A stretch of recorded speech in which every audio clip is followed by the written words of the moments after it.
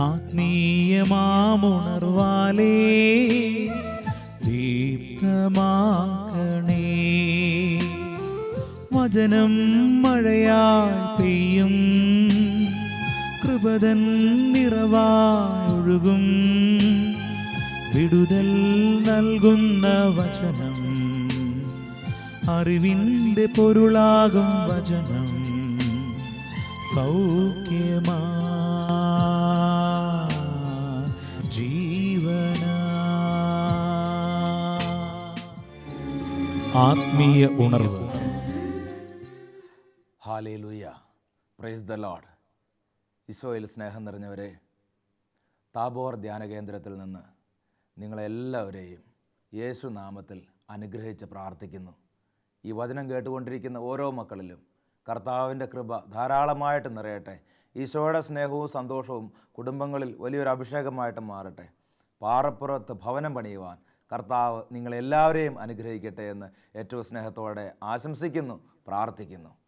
കർത്താവിൻ്റെ വചനം വിശുദ്ധ മത്തായിയുടെ സുവിശേഷം 7-ാം അധ്യായത്തിൽ വളരെ മനോഹരമായിട്ട് 2 കാര്യങ്ങൾ സംസാരിക്കുന്നുണ്ട്. 24-ാം തിരുവചനം ഇങ്ങനെയാണ്: എൻ്റെ വചനങ്ങൾ ശ്രവിക്കുകയും അവ അനുസരിക്കുകയും ചെയ്യുന്നവൻ പാറമേൽ ഭവനം പണിത വിവേകമതിയായ മനുഷ്യന് തുല്യമായിരിക്കും.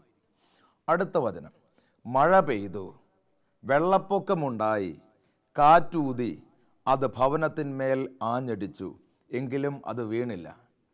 ഒരു ഭവനത്തിൻ്റെ കഥയാണ് കർത്താവ് പറയണത്. ഒരു ഭവനത്തിനു ചുറ്റും നടക്കുന്ന ചില കാര്യങ്ങളെക്കുറിച്ച് കർത്താവ് പറയുകയാണ്. ഒരു കുടുംബത്തിൻ്റെ 4 മുക്കിലും എന്തൊക്കെ സംഭവിക്കാമെന്ന് കർത്താവ് പറയുകയാണ്. നിങ്ങളുടെ ഗേറ്റിന് മുമ്പിൽ എന്ത് സംഭവിക്കാമെന്ന് പറയുകയാണ്.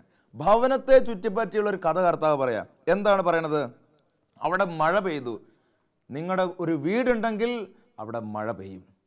മഴയില്ലെങ്കിൽ വേറെ എന്തുണ്ടാവുക? കാറ്റൂതും. പിന്നെ മഴ പെയ്തു, വെള്ളപ്പൊക്കമുണ്ടായി, കാറ്റൂതി. ഇതെല്ലാം ഭവനത്തിൻ്റെ 4 മുക്കിലും മൂലയിലും ആഞ്ഞടിക്കാനുള്ളൊരു സാധ്യത. കർത്താവ് നമ്മുടെ കുടുംബത്തെ എങ്ങനെ ആക്രമണങ്ങളിൽ നിന്നും രക്ഷിക്കാമെന്ന് പറയുകയാണ്.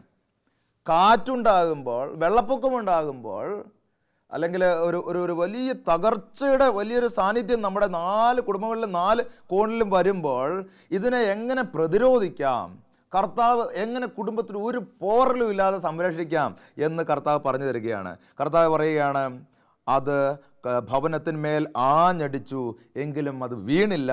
എന്തുകൊണ്ടെന്നാൽ പാറമേൽ സ്ഥാപിതമായിരുന്നു. പ്രിയപ്പെട്ട ദൈവജനമേ, ഏതെങ്കിലും ദൈവമക്കളുടെ ഭവനം വീണ് പോയിട്ടുണ്ടെങ്കിൽ ഇതാ ഒരിക്കൽ കൂടി ഈ ഭവനത്തെ പണിതുയർത്തുവാൻ കർത്താവ് വഴികൾ പറഞ്ഞു തരികയാണ്. ഏതെങ്കിലും ദൈവമക്കളുടെ ഭവനം വീണ് പോയിട്ടുണ്ടെങ്കിൽ, കാറ്റൂതിയപ്പോൾ, വെള്ളപ്പൊക്കമുണ്ടായപ്പോൾ, എന്തെങ്കിലും വലിയൊരു തകർച്ച വന്നപ്പോൾ തകർന്നു പോയിട്ടുണ്ടെങ്കിൽ കർത്താവ് പറയുകയാണ്, എങ്ങനെ ഇന്ന് നിൻ്റെ ഭവനത്തെ പുതിയൊരു ഭവനമാക്കി മാറ്റാം. പുതിയൊരു സംവിധാനം കർത്താവ് നിലവിൽ കൊണ്ടുവരാൻ ആഗ്രഹിക്കുകയാണ്. ഇതേ വചനം 2-3 വചനം കഴിഞ്ഞിട്ട് വീണ്ടും നമ്മൾ കാണുകയാണ്.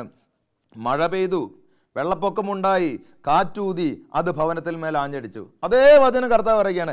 2 സാധ്യതകൾ വിശുദ്ധ മത്തായി സുവിശേഷങ്ങളിലൂടെ കർത്താവ് നിങ്ങളുടെ കുടുംബത്തിലേക്ക് കാണിച്ചു തരികയാണ്. 2 സാധ്യതകൾ എന്താണ്? മഴ പെയ്തു, വെള്ളപ്പൊക്കമുണ്ടായി, കാറ്റൂതി, ഭവനത്തിന്മേൽ ആഞ്ഞടിച്ചു. 2ാമത്തെ സാധ്യത ഇതാണ്: അത് വീണ് പോയി, അതിൻ്റെ വീഴ്ച വലുതായിരുന്നു.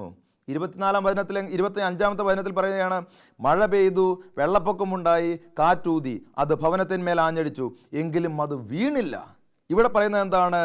അത് വീണുപോയി. വീണുപോയ കുടുംബം, വീഴാത്ത കുടുംബം. വീണുപോയ കുടുംബത്തെക്കുറിച്ച് കർത്താവ് പറയുകയാണ്, ആ കുടുംബം മണൽപ്പുറത്ത് പണിത കുടുംബമായിരുന്നു. കർത്താവ് പറയുക, മണൽപ്പുറത്ത് പണിതവരും മുന്നോട്ട് ഒരു ദിവസം പോലും ലക്ഷ്യം വെക്കാതെ, മുന്നോട്ടേക്ക് ഒരു പദ്ധതിയും കണക്കാക്കാണ്ട് മണൽപ്പുറത്ത് ഭവനം പണിത ഭോഷനായ മനുഷ്യൻ. ഇങ്ങനെയുള്ള കുറേ കുടുംബങ്ങൾ നമ്മുടെ ചുറ്റും നമുക്ക് കാണാൻ പറ്റും. ഒരുപക്ഷെ നിങ്ങളുടെ കുടുംബം ഇങ്ങനെ സംഭവിച്ചിട്ടുണ്ടായിരിക്കും. കർത്താവ് പറയുകയാണ്, മണൽ മാറ്റി പാറപ്പുറത്ത് ഭവനം പണിയുക. എന്താണ് ഭവനം? ഭവനം എന്ന് പറയുന്നത് പാറപ്പുറത്ത് ദൈവമൊരുക്കുന്ന കൃപയുടെ കൂടാരമാണ്. ദൈവമക്കൾ ശ്രദ്ധിച്ച് കേൾക്കണം. പാറപ്പുറത്ത് ദൈവമൊരുക്കുന്ന കൃപയുടെ കൂടാരമാണ് നിങ്ങളുടെ ഭവനമെന്ന് പറയുന്നത്. എല്ലാവരും വിശ്വാസത്തോടുകൂടെ ചേർന്ന് പറയാൻ സാധിക്കട്ടെ. വലത് കരത്തെ ഉയർത്തി ഹല്ലേലൂയ. പ്രിയപ്പെട്ട ദൈവജനമേ, പാറപ്പുറത്ത് ഭവനം പണിത് കഴിഞ്ഞാൽ ഒരിക്കലും അത് തകരാതെ കർത്താവ് കാത്തുകൊള്ളും. എന്താണ് പാറപ്പുറമെന്നും എന്താണ് മണൽപ്പുറമെന്നും നമ്മളിപ്പോൾ ചിന്തിക്കേണ്ട ഒരു കാര്യമുണ്ട്. നമുക്ക് ഭവനമുണ്ട്, നമുക്ക് മാതാപിതാക്കന്മാരുണ്ട്, നിങ്ങളുടെ ജീവിതത്തിൽ ജീവിത പങ്കാളി ഉണ്ടാകും, നിങ്ങൾക്ക് മക്കളുണ്ടാകും, എല്ലാ കാര്യങ്ങളും ഉണ്ട്. ഇതൊരു ഭവനമാണ്. ഈ ഭവനം പണിതിരിക്കുന്നത് എന്ത് അടിസ്ഥാനത്തിൻ്റെ പുറത്താണ്? പ്രിയപ്പെട്ട ദൈവജനമേ, നമ്മൾ ചിന്തിക്കുക, ദൈവം ആഗ്രഹിക്കാത്ത എന്തൊക്കെ നമ്മുടെ ജീവിതത്തിൽ വന്നു ചേർന്നിട്ടുണ്ടോ അതെല്ലാം മണലാണ്. ഒരു ചെറിയൊരു മഴ മതി, ആ മണലങ്ങോട്ട് ഒഴിച്ചു പോകും. മണലൊലിച്ചു പോയാൽ കുടുംബം തകർന്ന് താഴെ വീഴും. വിശുദ്ധ ഗ്രന്ഥത്തിൽ പഴയ നിയമത്തിൽ ശക്തനായ ഒരു രാജാവിനെ കുറിച്ച് പറയുകയാണ്. ഈ രാജാവിൻ്റെ പേരാണ് ദാവീദ് രാജാവ്. ദാവീദ് രാജാവിൻ്റെ മുമ്പിൽ ശത്രുപാളയങ്ങൾ ഒന്നൊന്നായിട്ട് തകർന്ന് തരിപ്പണമായിട്ട് പോവുകയാണ്. ഈ മകൻ കുറച്ച് സൈനികരെയും കൊണ്ട് എവിടെ പോയാലും അതിൻ്റെ 10 ഇരട്ടിയുള്ള സൈനിക പട, വലിയ പടകൾ പോലും തകർന്നു വീഴുകയാണ്. ഇത്രയും വലിയൊരു അഭിഷേകമുള്ള ഒരു മനുഷ്യനെ ഈ മനുഷ്യൻ്റെ കൈകളിൽ ദൈവം ഒരു ജീവിതം ഏൽപ്പിച്ചു കൊടുത്തു. ഈ വചനം കേൾക്കുന്ന സമയത്ത് ചിന്തിക്കണം, ദൈവം ഏൽപ്പിച്ച് തന്നതാണ് ജീവിതം. ദൈവം ഏൽപ്പിച്ച് തന്നതാണ് ജീവിതമെങ്കിൽ പാറപ്പുറത്ത് കർത്താവ് ഭവനം പണിയാൻ ആഗ്രഹിക്കുന്നു. കർത്താവ് ഈ ഭവനം വലിയൊരു കൃപയാക്കി മാറ്റാൻ, കൃപയുടെ കൂടാരമാക്കി മാറ്റാൻ ആഗ്രഹിക്കുന്നു. കർത്താവ് ദാവീദിനെ ഒരു ഭവനം ഏൽപ്പിച്ചു, ഒരു ജീവിതം ഏൽപ്പിച്ചു കൊടുത്തു. ജീവിതം കർത്താവ് ഏൽപ്പിച്ച് തന്നിട്ട് പറയും, നീ ഇതിനി അങ്ങോട്ട് മുന്നോട്ട് നയിക്കുക, ഇനി ഇത് പണിത് ഉയർത്തണം, നീ കൃപ കൊണ്ട് ഈ കുടുംബത്തെ നിറയ്ക്കണം, വലിയ അഭിഷേകം കൊണ്ട് നിറയ്ക്കണം. എന്നിട്ട് കർത്താവ് വചനം പറയുകയാണ്, ദാവീദ് കർത്താവിൻ്റെ വചനത്തിന് വില കൊടുക്കാണ്ടിരുന്നപ്പോൾ ദാവീദ് മണ്ണ് അന്വേഷിച്ചു പോയി. പ്രിയപ്പെട്ട ദൈവജനമേ, കർത്താവിൻ്റെ വചനത്തിന് വില കൊടുക്കാണ്ടിരുന്നപ്പോൾ ദാവീദ് മണ്ണ് അന്വേഷിച്ചു പോയി. ദാവീദ് അന്വേഷിച്ചു പോയ മണ്ണെന്തായിരുന്നു? ഒരു സ്ത്രീയായിരുന്നു. ആ സ്ത്രീയുടെ പേരാണ് ബത്ശേബ എന്ന് പറയുന്നത്. ദാവീദ് അന്വേഷിച്ചു പോയ ആ ഒരു മണ്ണ്, ദാവീദ് അന്വേഷിച്ചു പോയ ഒരു ഭൂമി, ആ ഭൂമിയിൽ അവൻ വിതച്ചപ്പോൾ അവിടെ നിന്ന് അവന് ഫലം കൊയ്യാൻ സാധിച്ചു. 3 മക്കൾ. പിന്നീട് നമ്മൾ കാണാം തകർച്ചയുടെ ഒരു കൂമ്പാരം ഈ മനുഷ്യനെ നമ്മൾ കാണുകയാണ്. നോക്കുക, കർത്താവ് ആഗ്രഹിക്കാത്ത മണ്ണന്വേഷിച്ച് പോയിട്ട് അതിൻ്റെ പുറത്ത് ഭവനം പണിയാൻ ശ്രമിക്കുമ്പോൾ നമ്മൾ ചോദിക്കുക, എത്ര അടിത്തറ നമ്മൾ ഉറപ്പുണ്ടെന്ന് കരുതിയാലും ആ അടിത്തറ ഇളകും. മണൽപ്പുറത്താണ് നമ്മൾ അവിടെ ഭവനം പണിയുക പ്രിയപ്പെട്ടവരെ. എന്നിട്ട് എന്താ പറയുന്നത്? ഇത്രയും വലിയ മനുഷ്യൻ്റെ മേൽ ശത്രു വിജയം ആഘോഷിക്കുന്നതായിട്ട് പിന്നെ നമ്മൾ കാണുകയാണ്. കർത്താവിൻ്റെ വചനം പറയുകയാണ്, ഈ മനുഷ്യൻ്റെ വീടിൻ്റെ അടിയിലെ മണ്ണ് ഒലിച്ചു പോയപ്പോൾ വീട്ടിൽ നിന്ന് ഇറങ്ങിപ്പോകേണ്ട ഗതികേടുണ്ടായി. ഇറങ്ങിപ്പോയ മനുഷ്യൻ എന്താ ചെയ്യുന്നതെന്നറിയോ? രാജാവ് ചെരുപ്പില്ലാണ്ട്, ഒരു ചെരുപ്പ് ഒന്നുമില്ലാണ്ട് മല കയറുകയാണ്. രാജാവ് അഭിഷിക്തൻ്റെ മുമ്പിൽ ശത്രുക്കൾ തകർന്നടിഞ്ഞപ്പോൾ ഇന്ന് ഭവനത്തിൻ്റെ അടിയിലെ മണ്ണ് ഒലിച്ചു പോയി ഈ മനുഷ്യൻ മല കയറുകയാണ്. ഭവനം തകർന്ന് തരിപ്പണമായിട്ട് ഓടിപ്പോവുകയാണ്. കർത്താവിൻ്റെ വചനം പറയുന്നു, മഴ പെയ്തു, വെള്ളപ്പൊക്കമുണ്ടായി, കാറ്റൂതി, അത് ഭവനത്തിന്മേൽ ആഞ്ഞടിച്ചു, അത് വീണുപോയി. നമ്മുടെ കുടുംബത്തെ നിയന്ത്രിക്കുന്ന ദൈവിക ശക്തിയുടെ മുമ്പിലേക്ക് ജീവിതത്തെ സമർപ്പിക്കുക. ഭവനം പണിയട്ടെ, പാറപ്പുറത്ത് ഭവനം പണിയട്ടെ. അന്വേഷിച്ചു പോയ മണ്ണുകളെല്ലാം തിരിച്ചു നൽകുക. നിനക്കൊരു മണ്ണും വേണ്ട, കർത്താവ് നൽകുന്ന പാറയുണ്ട്. ആ പാറപ്പുറത്ത് ഭവനം പണിയുന്നത് എങ്ങനെയാണ് നമ്മൾ ചിന്തിക്കേണ്ടത്. നമ്മൾ വേറെ മണ്ണ് അന്വേഷിച്ച് പോകുമ്പോൾ, കർത്താവ് തരാത്ത സ്ഥലത്ത് നമ്മൾ മണ്ണ് അന്വേഷിച്ച് പോകുമ്പോൾ, അവിടെ നമ്മൾ കൃഷി ഇറക്കാൻ ശ്രമിക്കുമ്പോൾ ജീവിതം തകരുന്നത് കാണാം. അതെന്തെന്നറിയാം? ഇന്നത്തെ കാലഘട്ടത്തിൻ്റെ ഒരു പ്രത്യേകത, ഒരു വാട്സപ്പ് ബന്ധമാകും. ഒരു വാട്സപ്പിൽ ഒരു ബന്ധമായിരിക്കും, അല്ലെങ്കിൽ ഒരു SMS ഒരു ബന്ധമായിരിക്കും, അല്ലെങ്കിൽ ഒരാഴ്ചയുടെ അവസാനം ഒരു 2 മണിക്കൂറത്തെ ബന്ധമായിരിക്കും. അതാണ് മണ്ണ്. ആ മണ്ണിൻ്റെ പുറത്താണ് പണിയുന്നത്. പൂഴി മണ്ണിൻ്റെ പുറത്ത് ജീവിതം പരിശ്രമിക്കുന്ന ഒരുപാട് ആളുകളുണ്ട്. എന്താണ് ഈ കാര്യം എന്ന് പറഞ്ഞാൽ, ഒരു വ്യക്തിയുമായിട്ടുള്ള ബന്ധം പലതരത്തിലുള്ള പൈശാചിക ബന്ധനങ്ങളെ നമ്മുടെ കുടുംബത്തിലേക്കും ജീവിതത്തിലേക്കും കൊണ്ടുവന്നു തരും. ചില വ്യക്തികളുമായിട്ട് നമ്മൾ ബന്ധം സ്ഥാപിക്കാൻ പോകുമ്പോൾ, ചില സംവിധാനങ്ങളുമായിട്ട് നമ്മൾ അടുക്കുമ്പോൾ ദൈവ സാന്നിധ്യം അവിടെ ഇല്ല എന്നുണ്ടെങ്കിൽ അവിടെയുള്ള പൈശാചികമായ ചിന്തകൾ, സാന്നിധ്യങ്ങൾ, സ്വാധീനങ്ങൾ, പ്രലോഭനങ്ങൾ ഇതെല്ലാം നമ്മുടെ കുടുംബത്തിലേക്ക് കയറി വരും. പ്രിയപ്പെട്ട ദൈവജനമേ, അതുകൊണ്ടാണ് വചനം പറയുന്നത്, മഴ പെയ്തു എന്ന് പറഞ്ഞാൽ നിന്ന് പെയ്യും മഴ. ചില തകർച്ചകൾ തുടർച്ചയായിട്ട് വന്നുകൊണ്ടിരിക്കും. പിന്നെ എന്താണ് പറയുക, വെള്ളപ്പൊക്കം ഉണ്ടായി, ശ്വാസം കിട്ടാണ്ട് മരിക്കുന്ന അവസ്ഥയുണ്ടാകും. ചില സംവിധാനങ്ങളോട് നമ്മൾ അടുക്കാൻ പാടില്ല. ചില സംവിധാനങ്ങളോട് നമ്മൾ നോന്ന് പറയുക തന്നെ വേണം. ചില കൈക്കൂലിയുടെ മേഖലകളുണ്ടെങ്കിൽ നമ്മൾ അവിടെ ആ ഒരു മണ്ണിൻ്റെ പുറത്ത് നമ്മൾ ഭവനം പണിയാൻ പാടില്ല. അല്ലെങ്കിൽ ചില ആളുകളുടെ കൂടെ നമ്മൾ നടക്കണം തീരുമാനിച്ചിട്ട് അതിൽ നടക്കരുത്. അതൊരു മണ്ണാണത്, പൂഴി മണ്ണാണത്. അവിടെ നമ്മൾ നടക്കാൻ പാടില്ല. കാറ്റൂതി അത് ഭവനത്തിന്മേൽ ആഞ്ഞടിച്ചു. ചില കൊടുങ്കാറ്റുകൾ വരും. ഈ കൊടുങ്കാറ്റ് വരുമ്പോൾ അതിൻ്റെ കൂടെ നാശനഷ്ടങ്ങളും ഉണ്ടാവും. അതിൻ്റെ കൂടെ നമ്മുടെ കുടുംബവും തകർന്നു പോകും. ചില പ്രദേശങ്ങൾ കണ്ടിട്ടില്ലേ, പാപത്തിന് അടിമപ്പെട്ട ചില പ്രദേശത്ത് അവർ നടക്കണ പോലെ തോന്നിവാസം എല്ലാം കാണിച്ച് നമ്മൾ നടക്കാമെന്ന് വിചാരിക്കും. പള്ളിയിൽ കയറാതെ നടക്കുന്ന ചില ഗ്രൂപ്പുകളുണ്ട്. ആ ഗ്രൂപ്പുകളുടെ കൂടെ നമ്മളും പോകും. ഞായറാഴ്ച നമ്മൾ പോകുന്നതിന് വരെ ചില ഗ്രൂപ്പുകളുണ്ട്. പള്ളി ഒഴിവാക്കിയിട്ട് ദൈവത്തിൻ്റെ ആരാധന ഉപേക്ഷിച്ചിട്ട് ഒന്നാം പ്രമാണം ധിക്കരിച്ചിട്ട് കണ്ട എല്ലാ സ്ഥലത്തൂടെയും പോയി നിരങ്ങും. പകലും രാത്രി മുഴുവൻ നിരങ്ങും. ദൈവത്തിന് മുമ്പിൽ ആരാധിക്കാൻ സമയമില്ല. അവർ നശിച്ചു പോകുമ്പോൾ നിങ്ങൾ ശ്രദ്ധിച്ചോ, അതിൽ ഒരാൾ പോലും രക്ഷപ്പെടില്ല. ഇതാണ് പറയുന്നത് കാറ്റൂതി എന്ന് പറയുന്നത്. കാറ്റൂതി എന്ന് പറഞ്ഞു കഴിഞ്ഞാൽ ഒരു ഗ്രൂപ്പ് മുഴുവൻ കടന്ന് നശിക്കുകയാണ്. ഒരു ഗ്രൂപ്പിൽ മുഴുവൻ തകർന്നു പോവുകയാണ്. മണ്ണിൻ്റെ പുറത്ത് ഭവനം പണിയാൻ വേണ്ടിയിട്ട് രാവും പകലും നമ്മൾ ചില ഗ്രൂപ്പുകളുടെ കൂടെ പോകും. അങ്ങനെ ഗ്രൂപ്പുകളുടെ കൂടെ നമ്മൾ പോകാൻ പാടില്ല. കർത്താവിന് കൊടുക്കേണ്ട ബഹുമാനവും ആരാധനയും കൊടുത്തു കഴിയുമ്പോൾ അതാണ് നീ പാറപ്പുറം എന്ന് പറയുന്നത്. കർത്താവ് പറയുന്നതാണ്, പാറപ്പുറത്ത് കർത്താവ് തരുന്ന കൃപയുടെ കൂടാരമാണ് നിന്റെ ഭവനം. ഇതാണ് മനസ്സിലാക്കേണ്ടത്. 4 ബിൽഡിംഗ് വെച്ചതുകൊണ്ടോ കുറെ പൈസ ഉണ്ടാക്കിയതുകൊണ്ടോ കുറെ ഫിക്സഡ് ഡെപ്പോസിറ്റ് ഇതൊന്നുമല്ല ഭവനം. കർത്താവ് തരുന്ന പാറപ്പുറത്ത് നീ പണിയുന്ന കൃപയുടെ കൂടാരമാണ് പ്രിയപ്പെട്ട സഹോദര സഹോദരി നിന്റെ കുടുംബം എന്ന് പറയുന്നത്. അതിനു വേണ്ടിയിട്ട് മണ്ണ് ചിലത് ഒഴിവാക്കേണ്ടി വരും. ഫലഭൂഷ്ടമായിട്ടുള്ള സ്ഥലമാണെന്ന് നിനക്ക് തോന്നുന്നുണ്ടെങ്കിൽ അത് ഫലഭൂഷ്ടമായിട്ടുള്ള സ്ഥലമല്ല, എന്നും അതിൽ ഫലമുണ്ടായിക്കോളെന്ന് പ്രത്യേകിച്ച് നിർബന്ധമൊന്നുമില്ല. പ്രിയപ്പെട്ട സഹോദര സഹോദരി, കർത്താവിൻ്റെ വചനം പറയുന്ന ഒരു കാര്യമുണ്ട്. 1 കൊറിന്തോസ് 6:15-16 നിങ്ങളുടെ ശരീരങ്ങൾ ക്രിസ്തുവിൻ്റെ അവയവങ്ങളാണെന്ന് നിങ്ങൾക്ക് അറിഞ്ഞുകൂടെ. ക്രിസ്തുവിൻ്റെ ശരീരം വെച്ചിട്ട് പിശാചിൻ്റെ കൂടെ ഇറങ്ങി പുറപ്പെടരുത്. ക്രിസ്തുവിൻ്റെ ശരീരം വെച്ചിട്ട്, ക്രിസ്തുവിൻ്റെ കൈ വെച്ചിട്ട്, ക്രിസ്തുവിൻ്റെ കാല് വെച്ചിട്ട്, ക്രിസ്തുവിൻ്റെ മനസ്സ് വെച്ചിട്ട് ചില സംവിധാനങ്ങളുടെ പുറകെ നീ ഓടാൻ പാടില്ല. ക്രിസ്തുവിൻ്റെ ആ ഒരു ഉള്ളു പിടയ്ക്കുന്നുണ്ട്. അവിടെയാണ് നിൻ്റെ ജീവിതം പാളിപ്പോകുന്നത്. ദൈവത്തിൻ്റെ ആത്മാവ് നിൻ്റെ ഉള്ളിലുണ്ടെങ്കിൽ പ്രിയപ്പെട്ട സഹോദര, നിനക്ക് അർഹതപ്പെട്ട ചില മണ്ണുണ്ട്, നിനക്ക് അർഹതപ്പെട്ട ചില പാറയുണ്ട്. അവിടെ മാത്രം നീ കൂടാരം പണിയാൻ പാടുള്ളൂ. സോളമൻ, സാംസൺ, ഇതൊക്കെ നമ്മുടെ മുമ്പിലെ ചില ചരിത്രങ്ങളാണ്. ഈ ചരിത്രങ്ങൾ നമ്മുടെ മുമ്പിലുണ്ടെങ്കിൽ നമ്മുടെ ജീവിതത്തെ നമ്മൾ ഗൗരവത്തോടെ കാണണം. ചില കാര്യങ്ങൾ നമ്മൾ കാണണം. ചില യുവാക്കന്മാർ യുവതികളൊക്കെ ഇന്ന് സംഭവിച്ചുകൊണ്ടിരിക്കുന്ന ഒരു തകർച്ച നമ്മൾ മനസ്സിലാക്കണം. പ്രിയപ്പെട്ടവരെ, അപ്പനും അമ്മയൊക്കെ വളർത്തി വലുതാക്കി സ്നേഹം കൊടുത്ത് എല്ലാ കാര്യങ്ങളും ആക്കി ചില സമയത്ത് ഇവർ ചില തീരുമാനം എടുക്കും. ഒരു ദൈവവിശ്വാസത്തിൽ വളർന്ന കുഞ്ഞ്, വളരെ വളരെ കൃപയിൽ മാതാപിതാക്കന്മാർ വളർത്താൻ ശ്രമിച്ച ഒരു കുഞ്ഞ് 10, 21 വയസ്സ് 22 വയസ്സായി കഴിയുമ്പോൾ അന്യജാതിക്കാരൻ്റെ കൂടെ, ദൈവവിശ്വാസമില്ലാത്തവൻ്റെ കൂടെ ഒരു ദിവസം സുപ്രഭാതത്തിൽ ഇറങ്ങി പോകുമ്പോൾ നഷ്ടപ്പെടുന്നത് എന്താണെന്ന് നിങ്ങൾ ചിന്തിക്കണം. മഴ പെയ്തു, നാളെ വെള്ളപ്പൊക്കവും കാറ്റും ഒക്കെ ഊതുമ്പോൾ ഈ പറയണത് ഒന്നും നിന്നെ സഹായിക്കാൻ വരികയില്ല. കർത്താവ് പറയണു, കൃപയുടെ കൂടാരം പാറപ്പുറത്ത് പണിയണമെന്നുണ്ടെങ്കിൽ ദൈവകൃപ നീ സ്വീകരിച്ച് തുടങ്ങണം. ജീവിതത്തിൽ ചില തീരുമാനങ്ങൾ നിനക്ക് മാറ്റണം. വേണ്ടാത്ത മണ്ണിൽ നീ പോയിട്ട് വിത്തെറിയാൻ പോകാൻ പാടില്ല. വേണ്ടാത്ത മണ്ണിൽ നീ അതിൻ്റെ ഫലം അനുഭവിക്കുവാൻ വേണ്ടി പാടില്ല. മറ്റ് പലതിനെ ഉപേക്ഷിച്ച് നീ എന്തിൻ്റെ കൂടെ ഇറങ്ങി പുറപ്പെട്ടുവെന്ന് പ്രിയപ്പെട്ട ദൈവജനമേ, പ്രിയപ്പെട്ട സഹോദര, പ്രിയപ്പെട്ട സഹോദരി, നീ ചിന്തിക്കണം. എത്രയോ ചില ആളുകളൊക്കെ പറയും, ചില യുവാക്കന്മാർ, ചില യുവതികളൊക്കെ പറയും, എത്രയോ തവണ മറക്കാൻ ശ്രമിച്ചു, മറക്കാൻ സാധിക്കുന്നില്ല. നീ മറക്കാൻ സാധിക്കാത്ത എന്താണെന്ന് നിനക്കറിയോ? നീ മറക്കാൻ ശ്രമിക്കുന്നത് മണ്ണിനെയാണ് ശ്രമിക്കുന്നത്. പാറ ഉപേക്ഷിച്ചിട്ട് പൂഴി മണ്ണിനെ നീ മറക്കാൻ ശ്രമിച്ചിട്ട് പറ്റുന്നില്ലെന്ന് പറയും. ചില ബന്ധങ്ങൾ, പൈശാചികമായ ബന്ധനങ്ങളിൽ കുടുങ്ങിക്കിടങ്ങി വിവാഹത്തിന് മുമ്പ് അരാജകത്വവും എല്ലാ തോന്നിവാസങ്ങളും കാണിച്ച് ശരീരവും മനസ്സും ഒക്കെ അശുദ്ധമാക്കുമ്പോൾ നമ്മൾ ചിന്തിക്കണം, ഗൗരവത്തോടെ ചിന്തിക്കണം. പരിശുദ്ധ സഭ, ഈശോയുടെ ശിരസ്, ഈശോയുടെ കൃപ നിന്നിലേക്ക് ഒഴുകിയിറങ്ങേണ്ട ഒരു മേഖല മുഴുവൻ നിരസിച്ചിട്ട് ഈ കാണുന്ന മണ്ണിനെ അന്വേഷിച്ച് പോകുമ്പോൾ എന്തുകൊണ്ട് നിനക്ക് മറക്കാൻ പറ്റണില്ല? പൂഴിമണ്ണ് മറന്നിട്ടില്ലെങ്കിൽ നാളെ വരുന്ന വെള്ളപ്പൊക്കവും, നാളെ വരുന്ന കാറ്റും, നാളെ വരുന്ന പേമാരിയും ഒക്കെ നിന്റെ ജീവിതത്തിൽ മറക്കാൻ പറ്റാത്ത ചില സംഭവങ്ങളായിട്ട് മുന്നിലേക്ക് വരും. വളരെ ഗൗരവ പ്രിയപ്പെട്ട സഹോദര, വളരെ ഗൗരവ പ്രിയപ്പെട്ട സഹോദരി. ചില കാര്യങ്ങൾ നീ മറക്കാൻ പറ്റില്ല എന്നൊക്കെ പറയും.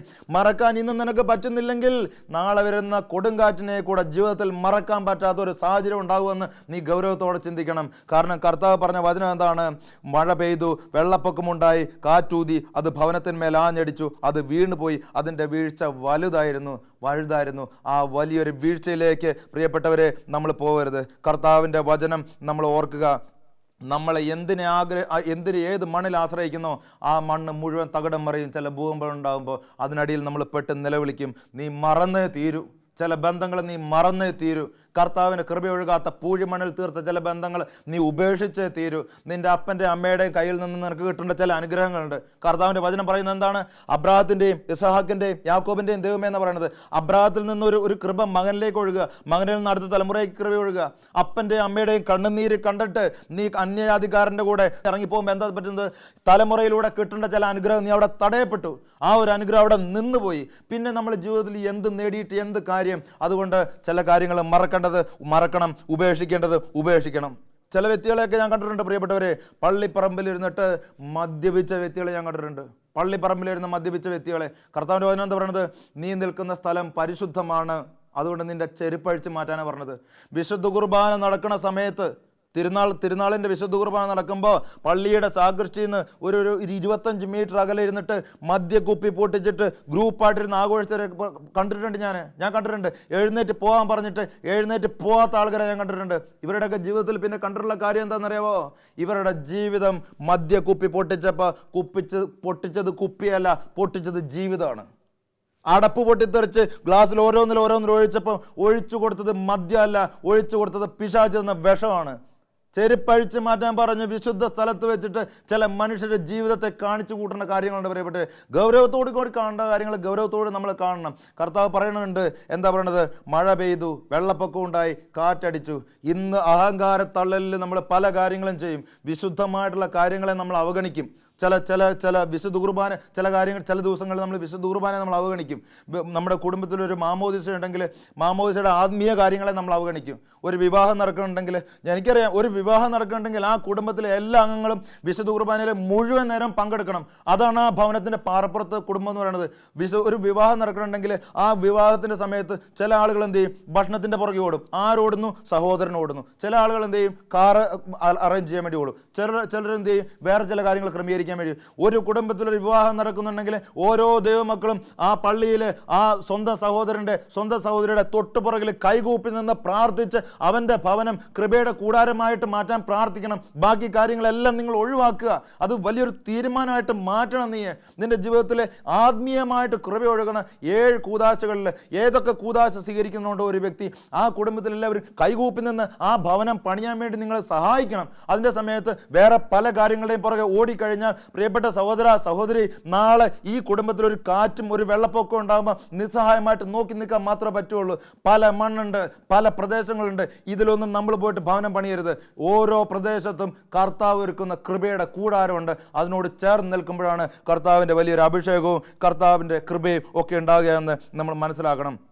കൃപയുടെ കൂടാരത്തിലിരിക്കുക, കൃപയുടെ പാറപ്പുറത്ത് ജീവിതം പണിയുക, ചില കാര്യങ്ങളുടെ മേൽ നിയന്ത്രണം ഏർപ്പെടുത്തുക. അല്ലെങ്കിൽ തച്ചുടയ്ക്കണത് നമ്മുടെ തന്നെ ജീവിതമാണെന്ന് ദൈവിക മക്കളെല്ലാവരും മനസ്സിലാക്കണം. ഇന്ന് വേറൊരു കാര്യം കൂടെ നടക്കുന്നുണ്ട്. ആധുനിക ലോകം എന്നൊക്കെ പറഞ്ഞിട്ട് അപ്പനും അമ്മയും മക്കളുടെ കൂടെ ഇരുന്ന് മദ്യപിക്കുന്ന ചില കുടുംബങ്ങളില്ലേ? എന്തിന് പുറത്താണ് ഭവനം പണിയുന്നത്? പൂഴി മണ്ണിൻ്റെ പുറത്തല്ലേ ഭവനം പണിയുന്നത്? ചില മക്കളുണ്ട്, അപ്പന് മദ്യം ഒഴിച്ചു കൊടുക്കുന്ന ചില മക്കളുണ്ട്. ആധുനികത എന്നൊക്കെ പറഞ്ഞിട്ട്, മോഡേൺ ലോകം എന്നൊക്കെ പറഞ്ഞിട്ട് നമ്മളിങ്ങനെ ചെയ്യും.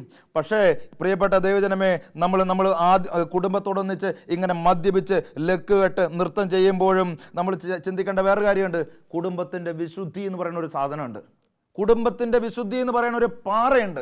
ഈ പാറ നശിപ്പിച്ചിട്ട്, ഈ പാറപ്പുറത്ത് കൃപ ഒഴുകുന്ന സമയം നശിപ്പിച്ചിട്ട് അപ്പൻ മക്കൾക്ക് മദ്യം ഒഴിച്ചു കൊടുക്കുമ്പോൾ, മക്കൾ അപ്പന് മദ്യം ഒഴിച്ചു കൊടുക്കുമ്പോൾ, നീ ഏത് 55-ാം നൂറ്റാണ്ടിൽ ജീവിച്ചോ, എത്ര പുതിയ ലോകത്ത് വേണമെങ്കിലും ജീവിച്ചോ, എത്ര ആധുനിക മനുഷ്യരുടെയും ജീവിച്ചോ, പക്ഷേ കുടുംബത്തിൻ്റെ വിശുദ്ധി എന്ന് പറയുന്നത് ഒരു പാറപ്പുറമാണ്.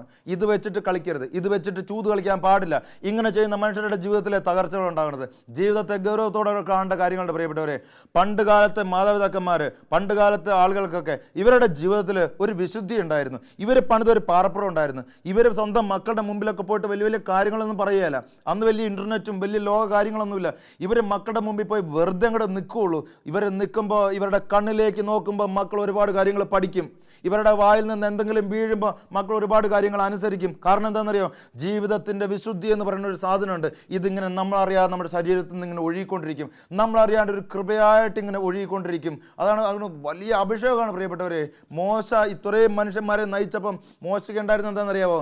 കർത്താവിൻ്റെ സാന്നിധ്യത്തിൽ അവനൊരു പാറ പണിതു, അവർ കൂടാരം പണിതു. അതാണ് അവൻ്റെ ജീവിതത്തിൽ കൃപ എന്ന് പറയുന്നത്. കർത്താവിൻ്റെ ഒട്ടിച്ചേർന്ന് നിന്ന മനുഷ്യൻ എത്ര ലക്ഷം ആളുകളെയാണ് നയിച്ചത്. വെറുതെ പോയി നിന്നാൽ മതി നിങ്ങൾ. കർത്താവിൻ്റെ പാറപ്പുറത്ത് വിശുദ്ധ കൂടാരം നീ നിർമ്മിച്ചിട്ടുണ്ടെങ്കിൽ, നിന്റെ ജീവിതത്തിൽ കറകളില്ലെങ്കിൽ, പൂഴിമണ്ണിൽ നീ ഭവനം പണിതിട്ടില്ലെങ്കിൽ, പാറപ്പുറത്താണ് നീ ജീവിതം പണിതതെങ്കിൽ, നീ മക്കളുടെ മുമ്പിൽ പോയി വെറുതെ അങ്ങോട്ട് നിൽക്കുക 2 മിനിറ്റ്. കർത്താവ് വലിയ കൃപയും കർത്താവ് വലിയ അഭിഷേകവും ഒഴുക്കും. ഇതൊരു വലിയ കൃപയുടെ ചരിത്രം പ്രിയപ്പെട്ടവരെ, ഇത് വലിയൊരു അഭിഷേകത്തിൻ്റെ ചരിത്രമാണ്. കർത്താവിൻ്റെ വചനം പറയുന്നു, ഓർക്കണം, ഗൗരവത്തോടെ കാണുക.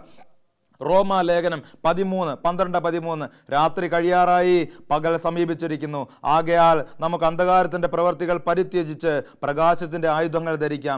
പകലിന് യോജിച്ച വിധം നമുക്ക് പെരുമാറാം. ശ്രദ്ധിക്കണം, പകലിന് യോജിച്ച വിധം നമുക്ക് പെരുമാറാം.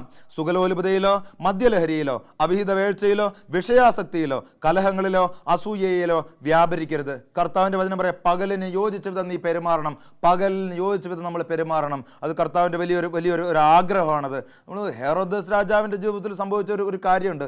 എന്താ സംഭവിച്ചത്? ഹെറോദസ് രാജാവ് ജന്മദിനത്തിൽ സലോമിയുടെയും ഭാര്യയുടെയും മുമ്പിൽ പറ്റിയൊരു അബദ്ധം. എന്താണ് അബദ്ധം?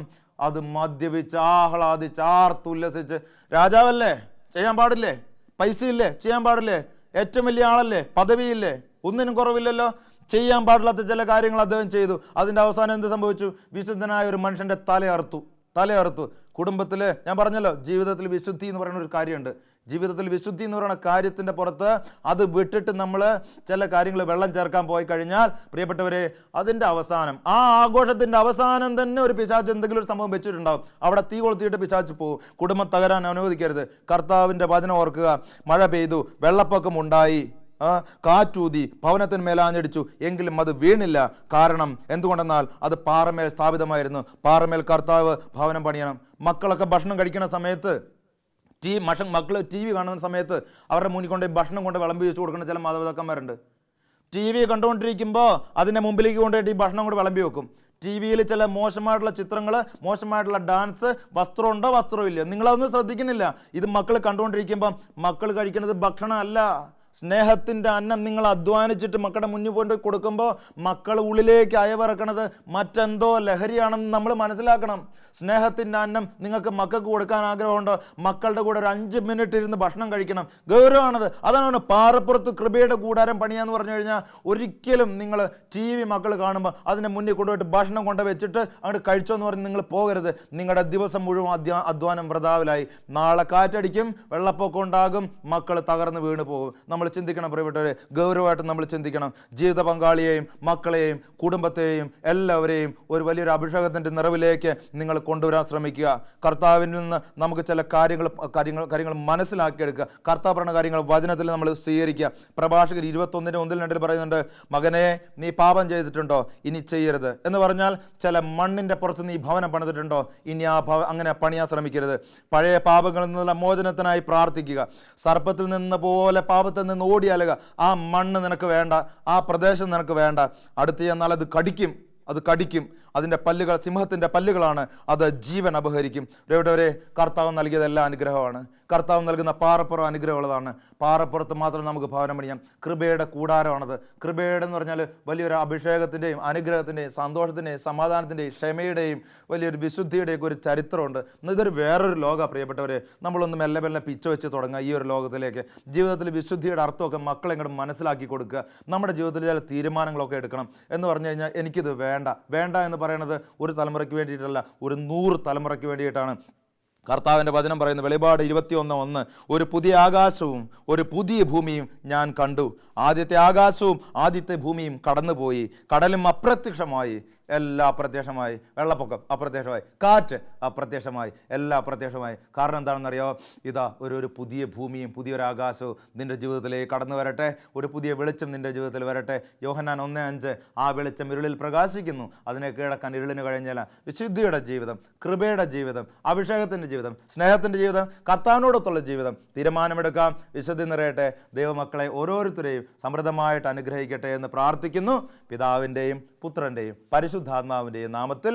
പരിശുദ്ധാത്മാവേ വേഗം വരണേ, പരിശുദ്ധാത്മാവേ എന്നിൽ വരണേ, പരിശുദ്ധാത്മാവേ വേഗം വരണേ, പരിശുദ്ധാത്മാവേ എന്നിൽ വരണേ.